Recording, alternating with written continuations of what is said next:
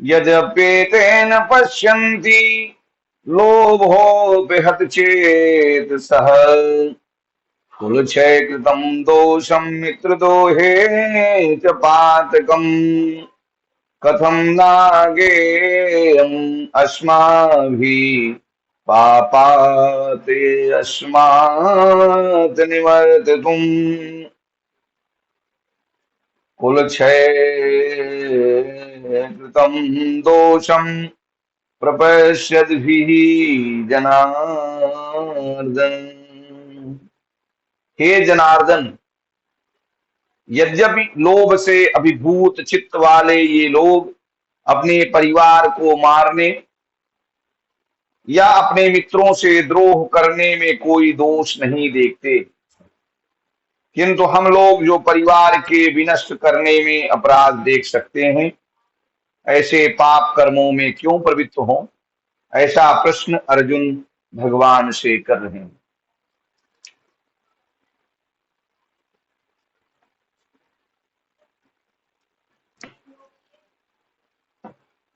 इन दो श्लोकों में अर्जुन भगवान श्री कृष्ण से दो विषयों पर चर्चा कर रहे हैं।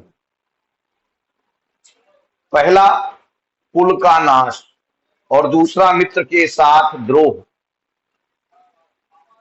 अर्जुन का कहना है कि चूंकि धृतराष्ट्र के पुत्र लोभ से अंधे हैं, इसलिए वे इन दो प्रकार के कर्मों से जो महान पाप होने वाला है उसे नहीं देख सकते हैं। परंतु यदि अर्जुन इस युद्ध में भाग लेंगे तो इन दो प्रकार के पाप कर्मों में से एक पाप कर्म में तो अर्जुन को भी अपने हाथ काले करने पड़ेंगे, और वह पाप कर्म है कुल का नाश। जहां तक मित्र के साथ द्रोह करने की बात है, उस विषय में अर्जुन को पूरा विश्वास है कि इस युद्ध में भाग लेने से उन्हें मित्रद्रोह का पाप नहीं लगेगा। परंतु क्योंकि धृतराष्ट्र के पुत्रों ने कभी भी उनके साथ मित्र के समान व्यवहार नहीं किया, परंतु धृतराष्ट्र के पुत्र इस युद्ध के रूप में दो प्रकार के पाप कर रहे हैं। पहला कुल का नाश और मित्र के साथ द्रोह। यहां पर अर्जुन का कहना है कि धृतराष्ट्र के पुत्र लोभ के कारण ही ये दोनों प्रकार के पाप करना चाहते हैं। अर्जुन की इस बात से हमें शिक्षा मिलती है कि हमें लोभ का सर्वथा त्याग करना चाहिए।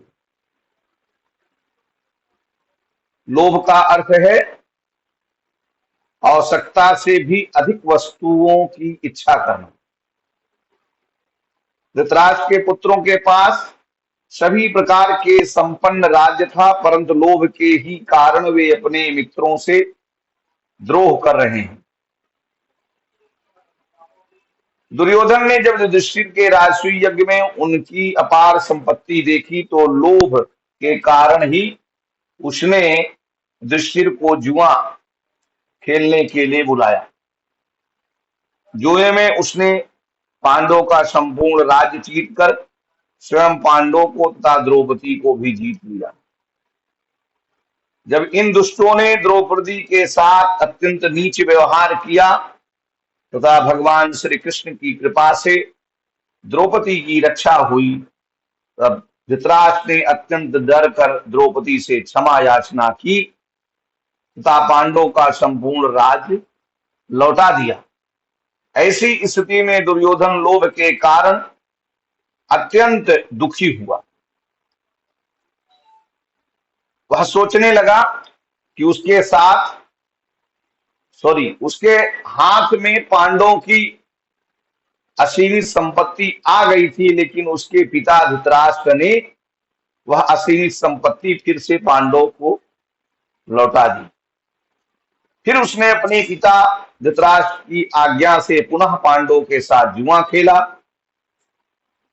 इस प्रकार केवल यह शर्त थी इस बार केवल यह शर्त थी कि यदि पांडव जुए में हारेंगे तो उन्हें 12 वर्ष के लिए वनवास करना होगा तथा 1 वर्ष के लिए अज्ञातवास में रहना होगा।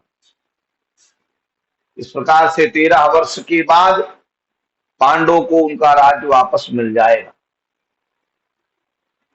परंतु 13 वर्ष के बाद लोभ के कारण दुर्योधन सोच रहा है कि अब पांडव के पास सेना नहीं है तथा पांडव की सेना अब उसके अधीन हो चुकी है, इसलिए अच्छा यही होगा कि वह पांडव का राज्य वापस न करे।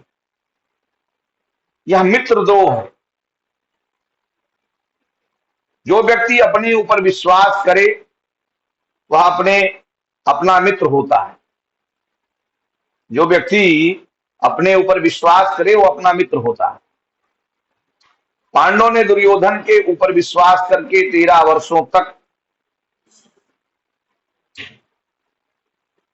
उसे अपना राज्य सौंपा था। ऐसे मित्रों के साथ दुर्योधन विश्वासघात कर रहा है। इस पाप को शास्त्रों ने अत्यंत निंदनीय अपराध कहा है। महाभारत के शांति पर्व में भीष्म पितामह जी युधिष्ठिर से कहते हैं, मित्रद्रोही को यश तथा सुख कभी भी प्राप्त नहीं हो सकते। ऐसे व्यक्ति पर किसी को भी विश्वास नहीं होता। उसके उद्धार का कोई उपाय नहीं। मनुष्य को विशेष ध्यान देकर मित्रद्रोह के पाप से बचना चाहिए। जो मित्र से द्रोह करता है वह घोर नरक में पड़ता है।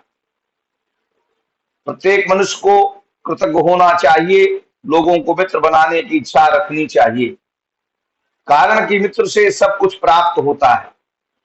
मित्र की सहायता पाकर मनुष्य आपत्तियों से छुटकारा पा जाता है। इसलिए बुद्धिमान मनुष्य को मित्रों का सत्कार और पूजन करना चाहिए। मित्रद्रोही के लक्षण इस प्रकार बतलाए गए हैं। पहला, वह अपने मित्र की बुराई करता है। जो मित्रद्रोही होगा वो अपने मित्र की बुराई करेगा। दूसरा, मित्र के धन को लेने की इच्छा करता है। तीसरा, मित्र के ऊपर बेमौके क्रोध करता है। चौथा, मित्र के साथ अकस्मात बैर बांध लेता है। पांचवा, अपना काम बनाने के लिए ही मित्र से प्रेम रखता है। छठा है, मुंह से मित्रता की बातें करके भीतर से शत्रु भाव रखता है। सातवां, मित्र को टेढ़ी नजर से देखता है। और आठवां है, कृतज्ञ अर्थात मित्र के द्वारा किए हुए उपकार को नहीं मानता है।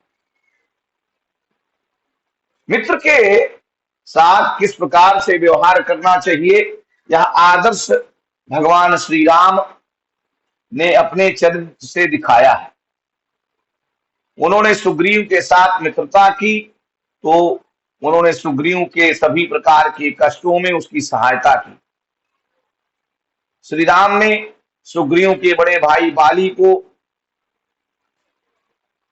जो सुग्रीव का शत्रु बन गया था, मारकर सुग्रीव को किष्किंधा का राजा बनाया।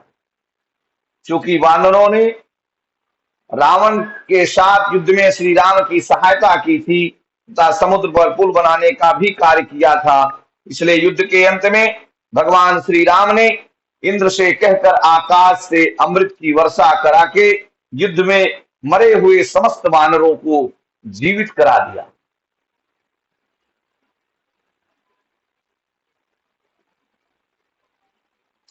इसी प्रकार श्री राम ने विभीषण से भी मित्रता करके रावण को मारकर लंका का संपूर्ण राज्य विभीषण को दे दिया। वानरों के द्वारा श्री राम को जो सहायता मिली उससे श्री राम इतने कृतज्ञ थे कि वे सुग्रीव आदि वानरों को पुष्प विमान पर बैठाकर अयोध्या ले गए तथा अयोध्या वासियों को इन वानरों का परिचय देकर अयोध्या में इन वानरों का अत्यंत सत्कार कराया। हनुमान जी की मित्रता से श्री राम इतने कृतज्ञ हो गए थे कि उन्होंने हनुमान जी को अपने राजमहल में ही रखा। यद्यप सुग्रीव और हनुमान आदि वानर अपने को श्री राम का दास ही मानते थे, परंतु श्री राम उन्हें सदा अपने मित्र के ही समान आदर देते थे, सदा उन्हें अपने गले से लगाते थे। कुछ आचार्यों का यह भी कहना है कि भगवान श्री कृष्ण जब ब्रज में माखन चुराकर वानरों को अपना मित्र मानकर माखन खिलाते थे तो इसका भी कारण यही था कि पिछले राम अवतार में वानरों ने उनकी जो सहायता की थी, उनके इस उपकार को याद रखते हुए भगवान श्री कृष्ण ऐसा करते थे।